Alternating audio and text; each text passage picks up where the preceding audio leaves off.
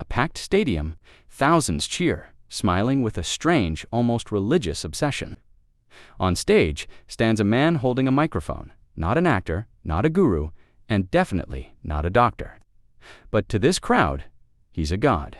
His name is Mark Hughes, and he's just declared, Herbalife will change your life. This is the story of how a high school dropout promised to save the world with natural products and built the largest legal pyramid in financial history. $100 billion in total sales, 96 countries, over 100 million customers, and still running today, selling hope, while many lose their last dollar chasing a dream. In a parking lot, a beat-up car with boxes of powder in the trunk. Behind the wheel, 24-year-old Mark Hughes' bright smile, tragic past.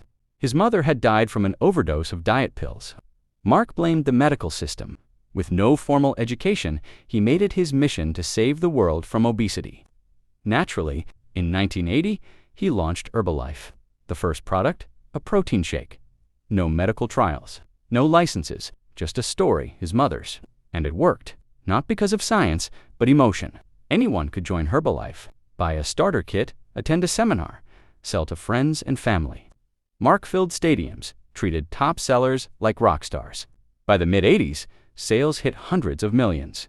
But in 1985, trouble hit. The FDA accused Herbalife of false medical claims, even that their shakes could cure cancer and alcoholism. Mark was dragged before the U.S. Senate. His response? We're saving lives. The government's just in our way. And shockingly, it worked.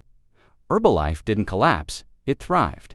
By 1986, Herbalife went public. By the early 2000s, it was in dozens of countries, pulling in billions annually. Seminars turned into massive rallies. Slogans like Next Millionaire and Who Wants a Lamborghini lit up giant screens. But behind the dream was a harsh truth.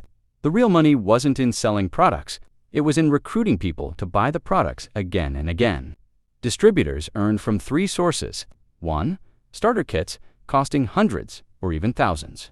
2. Monthly purchases required to stay active and qualify for bonuses. 3. Recruiting others earn a cut from everyone under you. Only the top 3% made real money. The rest, 97%, spent more than they earned. Immigrants, single mothers, and struggling families were hit hardest. For them, Herbalife wasn't just a shake. It was their last shot at the American dream. Enter Bill Ackman, a billionaire hedge fund manager. In 2012, he took the stage and publicly declared, Herbalife is a pyramid scheme. He bet $1 billion against the company, presenting mountains of evidence. It sparked a financial war. Herbalife hit back with lawyers, PR teams, and powerful allies, even investor Carl Icahn, who bought 13% of the company and publicly fought Ackman on live TV. The media exploded. Under pressure, the Federal Trade Commission investigated. In 2016, it concluded Herbalife had misled millions about how much they could earn. But the FTC stopped short of calling it a pyramid scheme. Instead, Herbalife paid a $200 million settlement and agreed to restructure. They tweaked the system, but the core model stayed. Direct sales, multi-level marketing, emotional recruitment. In 2018, Ackman closed his position, admitting defeat. Herbalife is still alive and thriving in over 90 countries. Annual revenue tops $5 billion. Celebrity sponsors include Cristiano Ronaldo and LA Galaxy. New recruits are still flooding in, and most of them still lose money. Mark Hughes died in 2000, just 44 years old, from a fatal mix of alcohol and antidepressants. But his photo still hangs in Herbalife's His quotes are still used at seminars. His system still runs unchanged at its core. Because Herbalife isn't just a brand. It's a carefully engineered illusion, one that sells hope, not health. And when the dream collapses, you're left with the blame.